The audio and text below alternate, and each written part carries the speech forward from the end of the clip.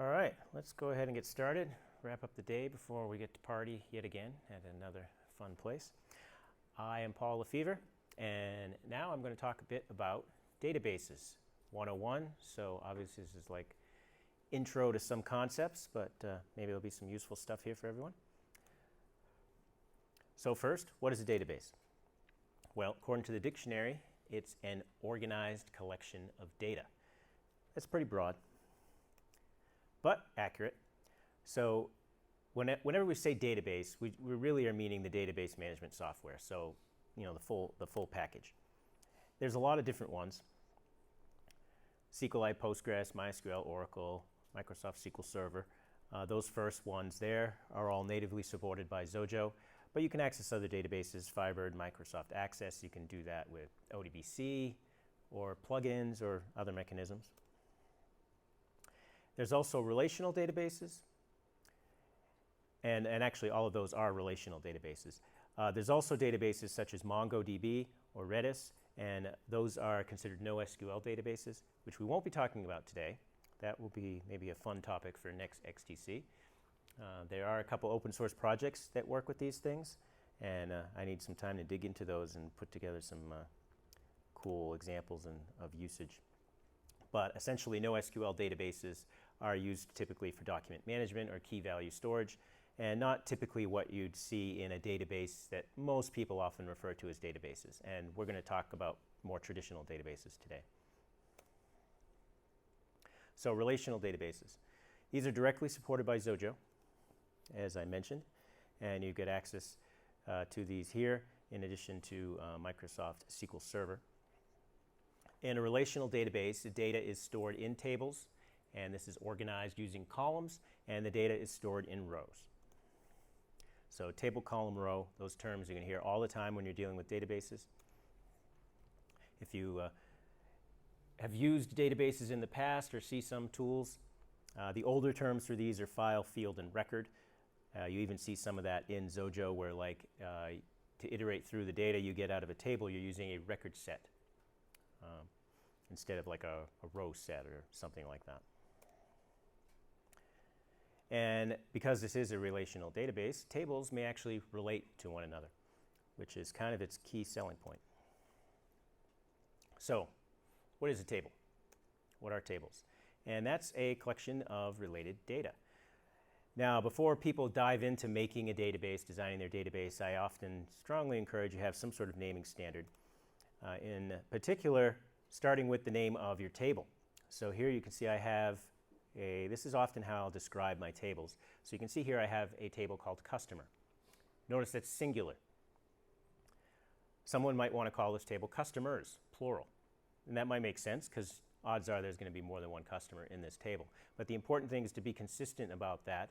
I often run across databases where some tables are plural, some are not, and it kind of reads a little funny and looks a little messy. So that's probably the first thing to think about when you have some sort of naming standard for your tables. This here table is showing you a bunch of columns that are listed with their names and their types. And speaking of columns, they describe the data that's actually in the table. And the table data is actually stored in rows of the table. So here we can see a layout of a table that's actually showing some sampled data. So this could be the customer table, and you can see it has 5 columns on it. First name, last name, city, state, zip are the columns, and then the sample data that's displayed here is just what you see filled in. So this looks a bit like a spreadsheet, which is often a good way to, to lay out a table and show how it might look with some actual data in it. Now, your tables all need something called a primary key. And this is a unique way to identify a row in the table. And there's typically 2 types of primary keys you can have on a table. You can have an artificial primary key or a natural primary key. An artificial primary key is something like a sequential number or universal ID or something like that. Whereas, and as I'll repeat a couple times, that is my preference, to have an artificial primary key on a table. A natural primary key is generally a column that has some sort of meaning. So that could be a code if you have a lookup table or something like that.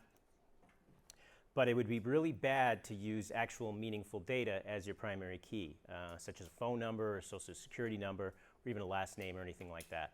You might think that's unique, and it might be unique for a while, but odds are it won't remain unique, and you don't really want that as your primary key. And some databases make it really hard to change values that are in a primary key. So if you made the mistake of using a last name as a primary key and then your customer's last name changed for some reason, that might make it a lot harder to update that row in the database.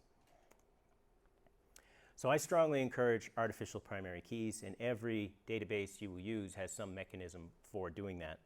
So you will want to take advantage of it. In the case of SQLite, it has something called a row ID.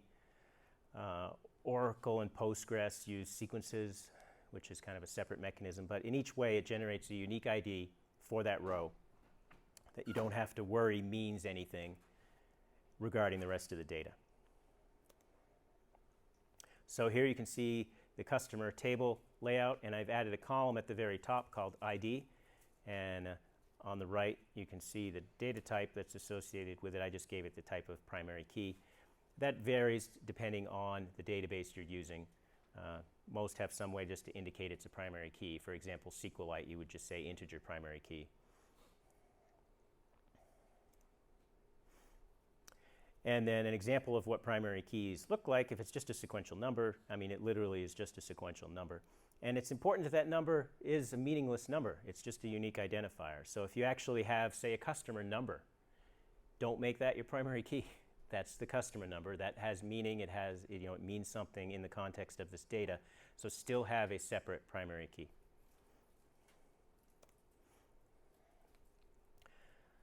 So let's talk a bit about data types. These are the the type of data that can be in the column of the table. And what data types are available are going to vary depending on the database system that you're using.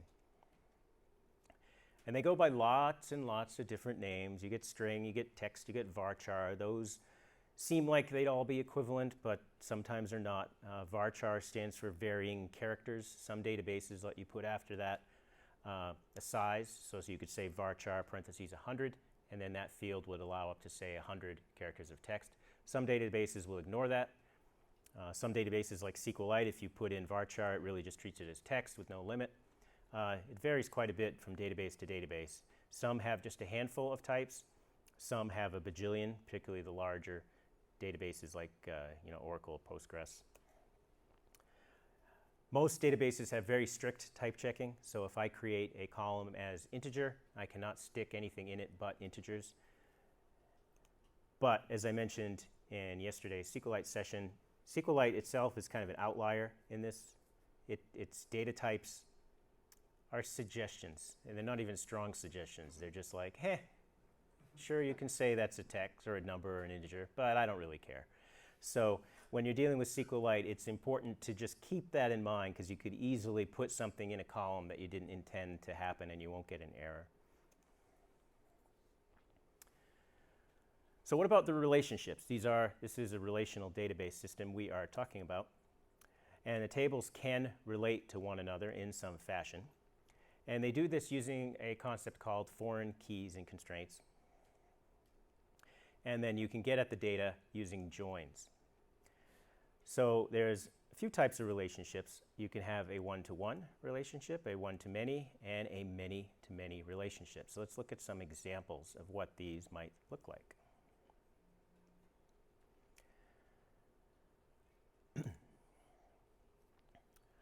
So a one-to-one relationship is a direct relationship between two tables. This isn't used super often. I mean, realistically, you're probably just going to have all the data in the same table. But I have used this from time to time to segregate data for performance. So if you have, say, a blob field, you might want to pull that blob field out into its own table and just have a one-to-many relationship to the primary table. That way, indexing and performance isn't affected if you don't need to select the blob data out of the table. So it just keeps a little bit of a separation. And that's particular for blobs because blobs are binary data. They can be large, they can be slower to query, and you don't want that to impact your general table usage if you're not requesting that information. So here is an example of the customer table, and you can see at the bottom there's a column called photo that has a type of blob. And what you can do when you set up a one-to-many table is you can switch it to look like this. This is now has the customer table on the left. The photo column is now gone, and in its place is a photo table that has a column called image with the data type of blob. One-to-many is much more commonly used. And this is where a parent table can have one or more children. But the child can only have a single parent. For example, you could have this set up here where you have a table, a team table, and this could be, teams for whatever, sports or whatever. And then you have a corresponding player table. And you can see I've indicated the one-to-many relationship here with the line between them has a little diamond on the player side. That kind of indicates there's many players that can be on one team, which kind of makes sense if you think about it. A team obviously is going to have one or more players, but a player is not going to be on more than one team. So that's what that structure looks like. And you can model that in an actual physical table design. This here has the primary keys added. And you can see on the team table, there's an ID primary key.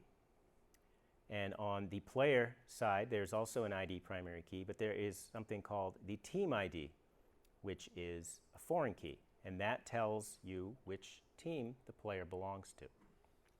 And you notice a little bit of the naming standard there. I'm using the table name followed by the word ID to indicate the foreign key. So team ID, when you see that, you go, well, I'm on the player table and I have a column called team ID. That's obviously a foreign key to the team table because it starts with team and it has ID in it.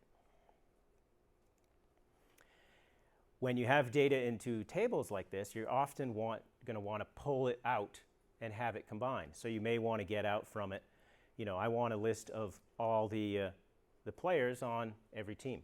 So you do something called a join, and you join the data together by using the team ID and the team table ID and the player's team ID foreign key. And that's what a select statement like that would look like. Varying from database to database. This is pretty standard here, so this sort of thing should work on every database.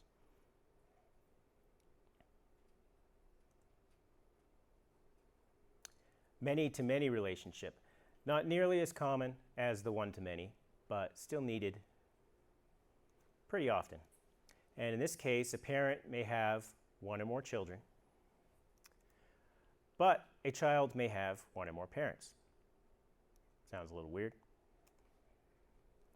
And in this situation, you may have a database set up like this with these two tables. So you have an invoice table, which has, the order ID and the date that the invoice was generated. And then you may have a product table that has the name of the product and say its price.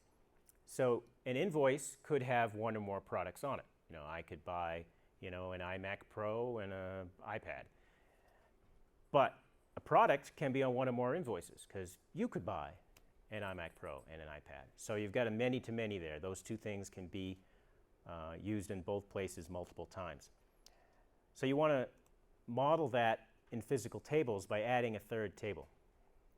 So now here we have the invoice table shown here with its primary key, and the product table also shown with its primary key. And then the new table, the invoice product table. And this has, the two foreign keys. So it's now pointing with a foreign key to the invoice table with the invoice ID column. And then the product ID column is a foreign key to the product table. And then this allows you to add additional columns that actually are part of the relationship. So in this case, the quantity.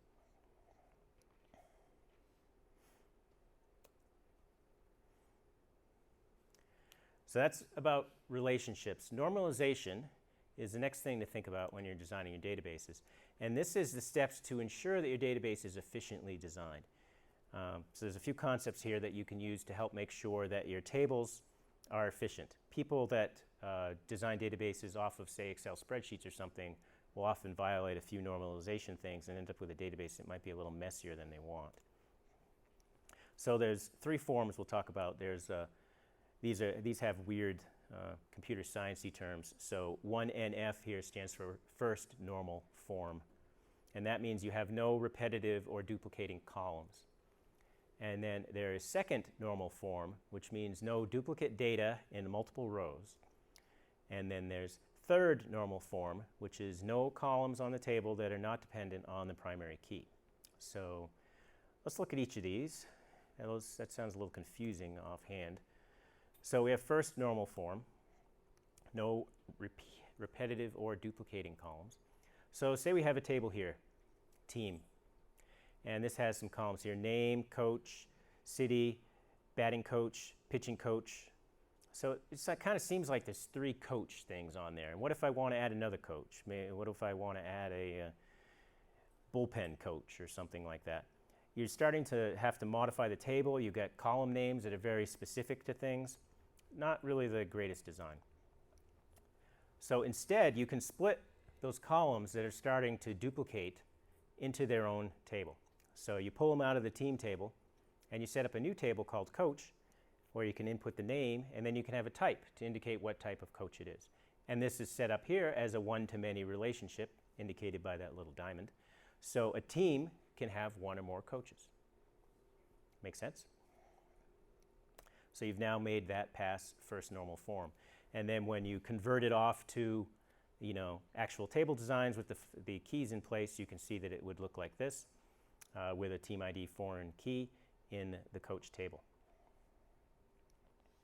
So that's how that particular construct can be cleaned up. Second normal form has to pass all first normal form rules, and then also has no duplicate data in multiple rows.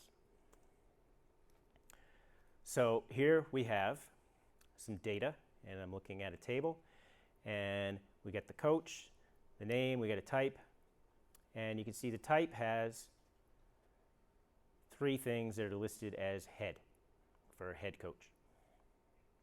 So we've got some duplicate data in multiple rows. So how would we clear that up?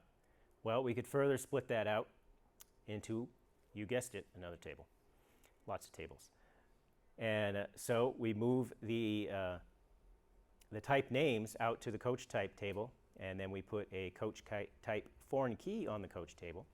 And now we can have as many types as we want. They're not repeated, so if it turns out you need to rename your head coach to be something, you only have to now change it in one place, and that change is now in this one table, so it proliferates everywhere, as opposed to you having to update a bunch of rows in a bunch of tables.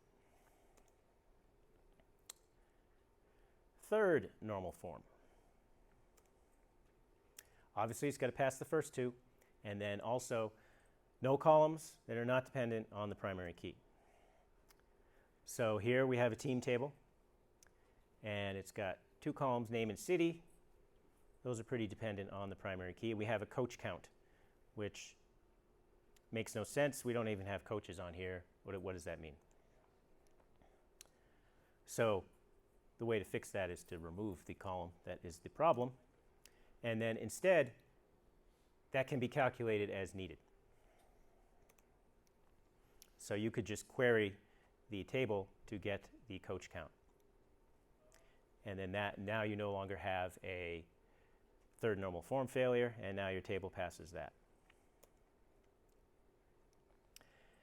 Now that's all well and good. Like I said, those things are all kind of computer sciencey, and they're great in practice because they get all kinds of proofs and formulas. It tells you have the best database design ever. You'll get an A on your paper. But in the real world, having a fully third normalized form database can kind of sometimes be a pain in the butt.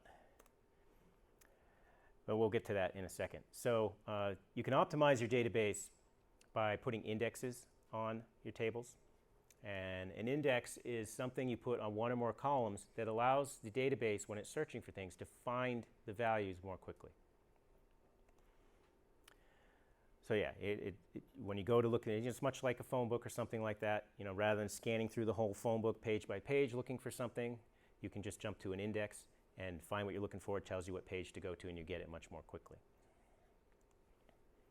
I mentioned this yesterday in the SQLite session, but this applies to every database. You do not want to over-index. So, just because you got a great table and you're like, well, just to be safe, I'm just going to throw indexes on every column. That way, I know they'll be fast when I look things up. And that might seem like a good idea, but the downside is that your database was probably going to slow down, because anytime you insert things, you're going to need to update all those indexes in the database, and that takes time. It also increases the size of your files or your overall database. Another optimization, as I briefly alluded to earlier, is removing the normalization that you did. Now, it actually makes sense to go through the normalization process to make sure you don't have any glaring flaws that are going to give you trouble down the road. But there is reasons to take back some of that. And you kind of want to do it on a case-by-case to see when it makes sense. But as you noticed, when I was normalizing that one table, I started to get a lot of little mini tables that were being added off to the side. And that increases your need to join things. It just is more tables to manage. So you may decide, you know what, I'm perfectly okay with not having a coach type table and just using head and assistant or whatever in there. And I know that probably fails third normal form, but I'm happy with that. I'm okay with that. It'll make my queries simpler, and it's not the end of the world. And that can greatly simplify your database access. Another big reason to reverse normalization is when you're reporting. Because reporting information, often you want to pull stuff from a lot of different tables. And like I mentioned, generally when you're doing your normalization, you're actually creating lots of tables. So that makes your queries much, much more complicated, probably even slower. So a lot of systems will actually create separate table structures that are nowhere near normalized, that contain like a summary of data that is populated by some process or something like that to help simplify reporting.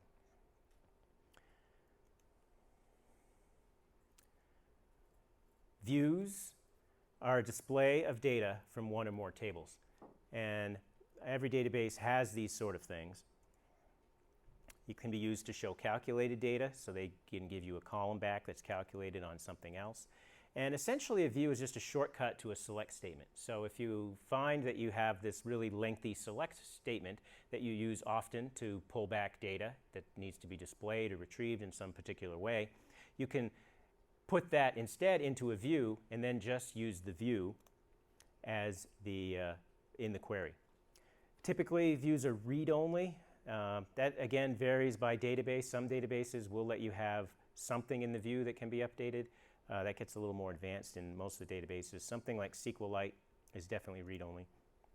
And you create a view like this. Like I said, you take the SQL statement and you just create the view using it. So here this is pulling in some coach information and creating a count of coaches by using the count function. Triggers on a database. I mentioned this yesterday in the SQLite session. This is database code that runs when some database action occurs. Typically an insert, an update, or a delete. The trigger code is part of the database. So that's what makes these things cool, because you don't have to have your table update code sitting in the client app. Now, in the days of very simple, client-server apps were just the only client you had with some sort of desktop, and that's all you had to worry about. Putting that code there might not have been the world's biggest mistake. But now when you have clients, it might be a web app, a mobile app, a couple mobile apps, different desktop apps all over the board. You might find that a trigger is the place to put this update code so that you don't have to put it in the desktop app, in the mobile app, in the web app. Because if you forget it in one place, all of a sudden some database update code that you expected to happen didn't happen. So some uses for this are logging, very handy to log any modification to the data in a table. At lunch I was talking with some people that do some healthcare stuff and have a database, and they need to very carefully track any changes to that data. And a great way to do that is to put triggers on the table so that anytime anything on that table is modified, there's something in a separate audit table could be updated to say who modified it at what time and what changed. You can also use triggers to calculate denormalized data. So I showed earlier the coach count, for example. You could have a trigger that just counts that every time, you know, a new coach is added to the coach table. This could update a coach count value so that the column is there, but you don't have to worry about manually searching and checking for it all the time. Moving on to something much more advanced, a little similar to triggers, but much more advanced, are stored procedures. And this is actual code that runs on the database server itself. And it's a pretty advanced feature. Not even all databases are going to have this necessarily. And it typically uses some sort of database-specific programming language. Again, that varies by the database. You can have, I think Postgres probably has at least half a dozen languages you can write your stored procedures in. Oracle, at the last time I used it, had a language called PL, Programming Language SQL, and then they added Java at some point. This must have been over 10 years ago. And so you write code that runs on the database. Now, why would you ever want to do that? Well, it can often be pretty speedy. If you have a database server, you know, something that's sitting out there that multiple people can connect to, that's often on its own hardware. You know, if you work in a company or something like that. So that can be pretty speedy, more optimized. But the big thing is it's going to greatly reduce network traffic. So if you have some long process that needs to run on the database to shuffle data around or move it or whatever, if you instead are querying all that data off of the database back to the client, having the client manipulate it, and then sending it back, you've got multiple steps there that could be rather time consuming, especially if you're working with a large amount of data. So a stored procedure would allow you to write code that manipulates that data right on the database server, doesn't have to transfer it around anywhere. So that can be very, very speedy. And it can also be a place, much like a trigger, to encapsulate business logic so that you don't have the same code that validates or calculates something sitting in the desktop app, sitting in the mobile app. You can instead have it sitting in the database server, and then it's in one place. Now, I briefly mentioned database server. So how does that relate here? Well, multi-user and concurrency. If you're using a database server, so that's a database that's sitting out somewhere that multiple people can connect to, how do you handle these multiple people that are connecting to it changing the data? So there's a couple techniques you can do. Locking, pessimistic locking is one common technique. And this is where the data cannot be modified by anyone else while it's locked. So you want to modify something, you lock the table or lock the row, and then if someone else tries to connect to the database and change that row, they'll just get an error message. And that row remains locked until whoever happens to be changing it finishes what they're doing and does something to release the lock, usually committing the data to the table and saying save it permanently. The downside with that is if they never finish what they're doing, that row remains locked for a really, really long time. And that could be bad. It could hang up processes. It could lock other access to your database and slow things down. So it risks making the database kind of seem like it's inaccessible. Another type of locking is optimistic locking. And this is essentially not really locking. You don't lock too much. You instead check before you go to change data to see if the actual data has changed since you last looked at it. So essentially, did someone modify this underneath you before you had a chance to do your modifications? And because if you think about what would happen if I pull up a piece of information that I want to change, but someone else quickly grabs that same information, changes it, and puts it back, while I'm in the process of slowly looking at it. If I then would save my information, it would overwrite the other person's changes. My information would now be the last one that was saved, and it would overwrite it. And that would result in data loss, which is obviously never ideal. So with optimistic locking, you often see a technique where there's some sort of timestamp on the row that identifies when it was last modified or something like that. So then before you save, you can always check to see if that data has been modified since you last grabbed it.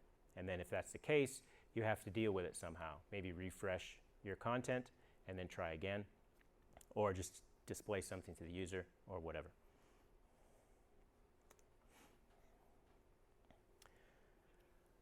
So I want to point out a few Xojo tips when it comes to databases. The first one is do not use record sets as app data storage. When you get your data from the database, you initiate a query, you get back a record set, and then you can iterate through the record set. What you really should be doing at that point is iterating through the record set and yanking out what you want. Perhaps just the initial data you want to display and the primary key, and saving that somewhere, and then letting the record set go away. And then if you need to fetch data again, grab it again. The record sets themselves are not really meant to be loaded up, and then some databases won't let you go back and forward in the record set to find information, and it's not a great use of that particular technique.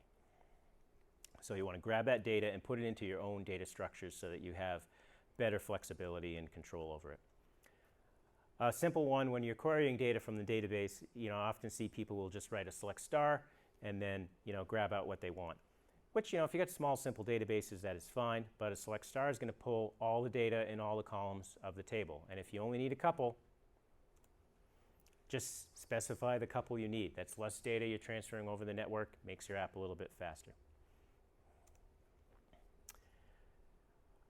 Using prepared statements is obviously super important, particularly if you are running queries that have any sort of user-supplied data in them. You don't want to hit something called SQL injection, which is a technique where someone figures out how to enter some database code in a field. Say you ask for their login name, and they type in their login name and maybe a semicolon and type in some other sneaky database code that does something. And then if you are just inserting that as text, you might accidentally run 2 SQL commands instead of 1 and mess up your database or allow it to be hacked or have it deleted or bad things. So prepared statements prevents that by not doing string concatenation. It uses the database's built-in ability to supply parameters. And of course, always check for any database errors when you're hitting the database for any operation, querying data, sending commands, whatnot. Check those error properties to see if anything bad happened. Probably the most common thing that people forget to do because they're like, oh, I know I typed that SQL statement wrong, and then all of a sudden no data comes back, and they didn't check for an error. Maybe they didn't even check for a nil record set, and next thing you know, their app blows up when they didn't expect it. So always check those things so that you can know there's an error, and then there's a message in there. You can display or save the message in a log that'll tell you if you've got a problem in your SQL statement or if there was some other problem with your database or connection. And that's really easy to do. Something like this is probably the simplest thing you could possibly do. Just check if there's an error and display it. Probably should even have a return or something in there to say get out of Dodge.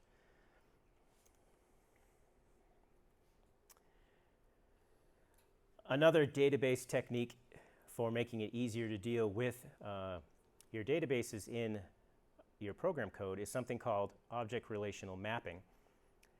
And this is often abbreviated as ORM. And this maps your database tables to classes, classes in your project typically.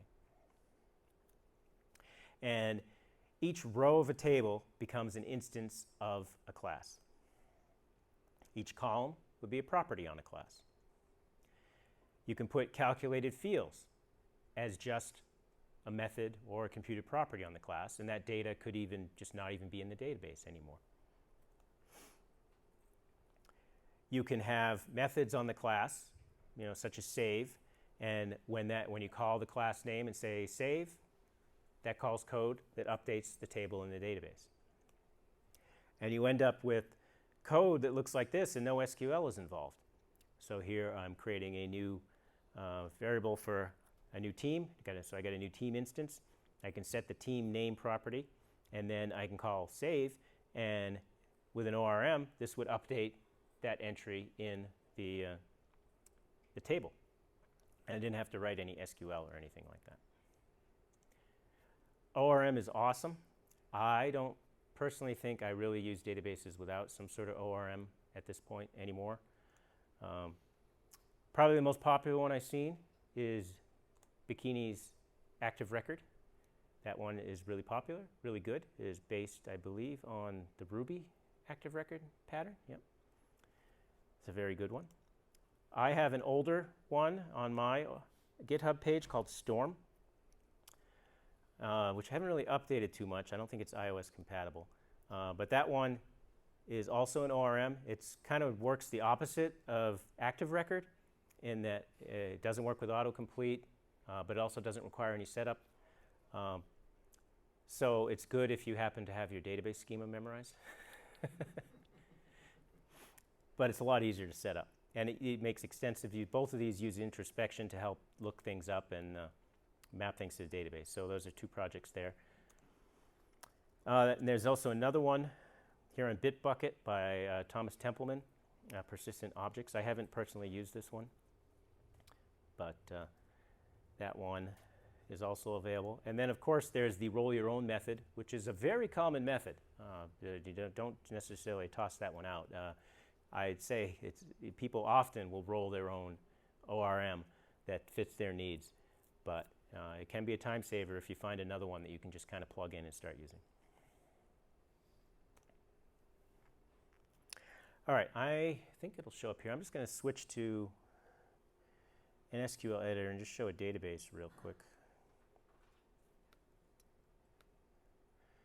So you can see, hopefully you can see, yeah, that's readable. This room's smaller, so that's a little readable. So I have here a database. This is called Chinook. If you Google Chinook, you'll find a website somewhere. And Chinook is a sample database. It comes pre-filled with a bunch of data, and it's essentially, they call it a sample database of what you might find in the iTunes store. So it has a bunch of music artists and albums and purchase information for that and playlists and things like that. And they have pre-built databases for just about every database you could possibly imagine. I'm using the SQLite one here, but they've got versions you can download for anything. So it's fun to play around with. So you can see here, if I open up a table, so this is the album table, and you can see what it looks like. You know, it's got the primary key here, it's got a couple columns. And, you know, not too much in the, what's the other one I want? Track.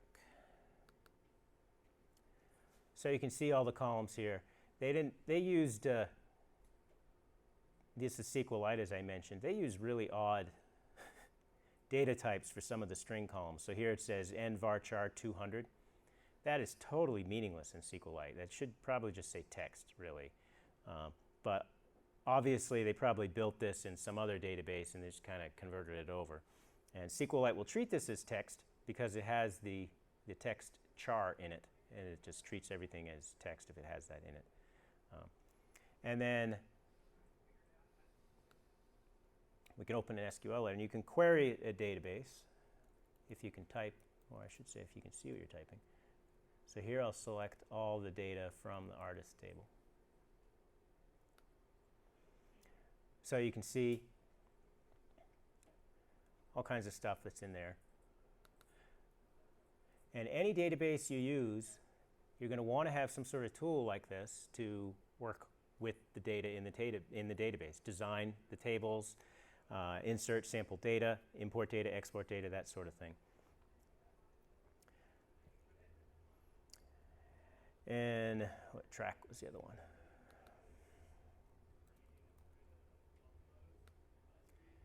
And you can see this one has more. Lots of data there. You can also see the views that are down here. So if I wanted to, I could select data from a view.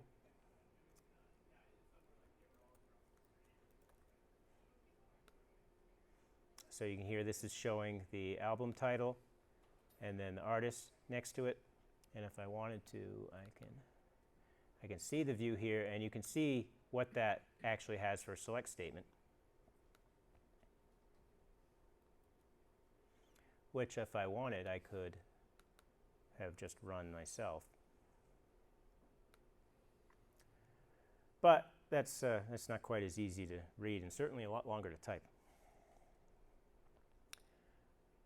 So certainly head on over to the Chinook site and grab that if you want to play around with an existing database that comes pre-filled with some data, and you can do queries and play around with that. You can actually build a Xojo app that reads that stuff in and displays it to get a feel for how all that works.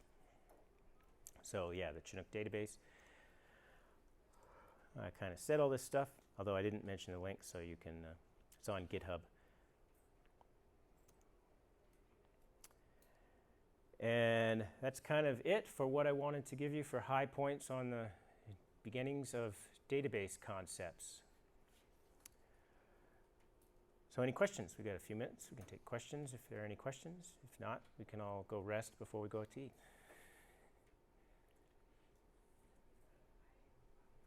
Justin, yes? This might be a religious war conversation with stored procedures. What's your take on using them or not? I've heard it both ways. They're bad, they're good. Yep, yeah. So the question is, what's the take on stored procedures? Because that can be a bit of a religious war. Yeah, my take varies greatly. In the past, when I was doing enterprise software development, 10, 15 years ago, we used a lot of stored procedures. It was primarily Oracle-based database, and we used stored procedures out the wazoo, really. Probably went a little overboard on them, but they were fast. And my take was, when we were designing that system, we started with not using any stored procedures whatsoever. And then as the system was being built, we started to note the areas that might have some performance problems. And then we would hit those up and say, okay, can we put a store procedure in this particular place that might help this part of the app work better? So I'm not really totally against them. I mean, the big downside is, as soon as you write a store procedure, you've locked yourself into that database engine. You're not going to easily port a store procedure from Oracle PLSQL to some other system's native weird store procedure programming language. And they're all kind of weird. But practicality is that people hardly ever change database systems. They pick the one they're going with, and they generally stick with it. So I like to be practical about things. So if I think a store procedure is going to help make my app better, I will use one. Yes?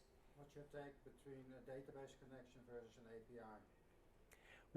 Especially on mobile. Right. What's my take between a direct database connection versus an API?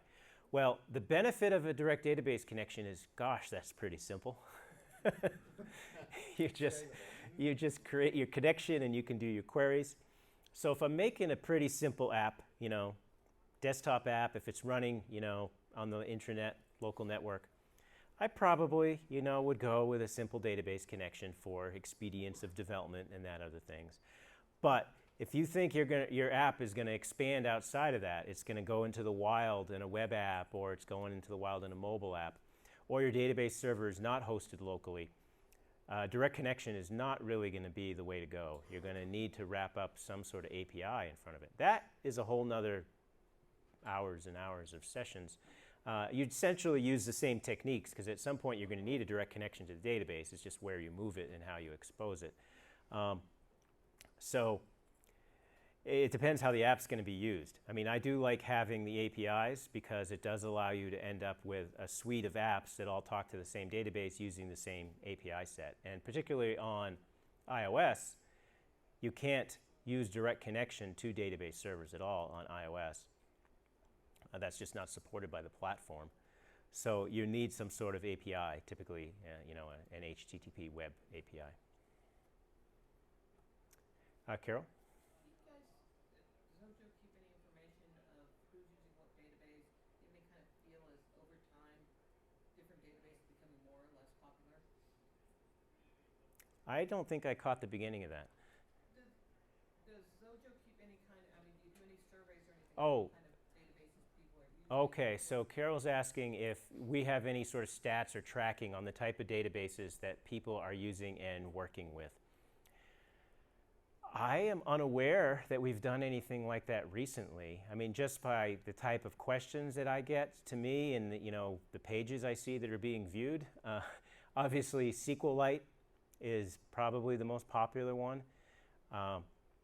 It's really close running between MySQL and Postgres at this point. I think most people prefer MySQL, or I shouldn't say prefer. Most people are using MySQL over Postgres, much to my chagrin. But the other two, that we have, Oracle and SQL Server, are not super commonly used.